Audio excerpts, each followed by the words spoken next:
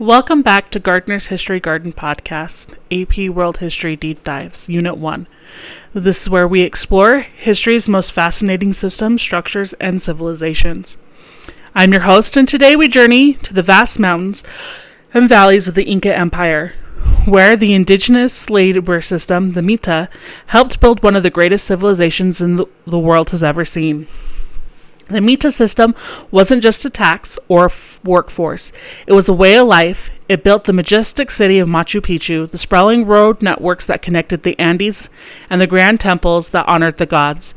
But when the Spanish arrived, they twisted the system into something far more brutal. So what was the Mita system? How did it sustain the Inca Empire? And what happened when it was exploited by European colonizers? Let's step back in time and uncover the story of the Mita. To understand the Mita, we must first look at the Inca Empire itself. By the 15th century, the Incas controlled one of the largest empires in the world, stretching from modern-day Ecuador to Chile. They achieved this without money, without a written language, and perhaps most impressively, without a centralized marketplace. Instead, the empire ran on a sophisticated system of reciprocity and redistribution, where labor was the currency of the land, and at the heart was the Mita system. The Mita was the form of mandatory public service. Instead of paying taxes with gold or crops, adult men provided labor for a set period each year, usually around 2 to 3 months.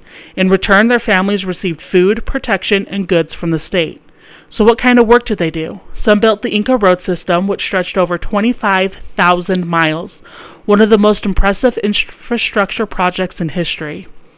Others worked in agriculture, growing maize and potatoes to support the empire. Some even served in the military or as messengers, relaying information across the empire through the Chaquis, the Inca relay runners. The Mita system was not slavery. Workers were fed, housed, and their families were taken care of. It was a system built on collective responsibility, ensuring that all civilizations contributed to the empire's success. But then, in 1532, the Spanish arrived, and everything changed.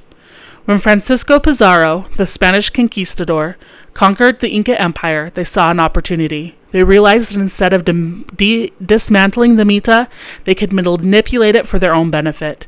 The Spanish Mita was no longer about building roads or farming crops for the community. Instead, it became a system of forced labor in dangerous silver mines. One of the most infamous examples was Potosí, a massive silver mine in modern-day Bolivia. Under the Spanish Mita, indigenous men were forced to work in the harshest conditions imaginable, often 6 months at a time, with little food, brutal treatment, and deadly exposure to mercury. The numbers were staggering. Over 8 million indigenous people were estimated to have died in these mines over 2 centuries. The silver extracted fueled Europe's economy, funding Spanish conquest and enriching the global trade network. The original Inca Mita had sustained an empire, but under Spanish rule, it became a tool of exploitation and suffering. The effects of the Spanish Mita did not end at the fall of the Inca Empire. In many ways, its legacy still lingers today. It provided economic inequality. The Spanish Mita devastated indigenous communities, stripping them of their land and forcing them into cycles of poverty that lasted long after Spanish rule ended. We see the rise of global trade. The silver mined under the Spanish Mita flowed into Europe and Asia, helping to finance the rise of global capitalism.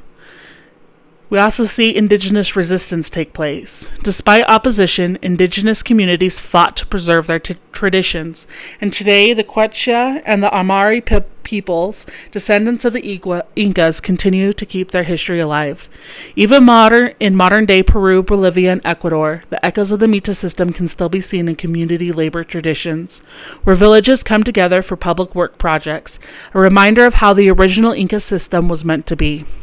The Mita system tells a complex story, a system that once helped build one of the most remarkable civilizations in history, yet was later twisted into one of the darkest chapters of colonial exploitation. It's a reminder that history is never simple. Systems that begin with good intentions can be turned into instruments of oppression when power shifts. But the spirit of the Inca Mita of collective responsibility, community, and shared labor still lives on in the Andean traditions today. Thank you for joining me on this journey through history. And if you enjoyed this episode, be sure to like and subscribe, leave a review, and tune in next time as we uncover another story that shaped the world. Until then, keep questioning, keep learning, and keep history alive.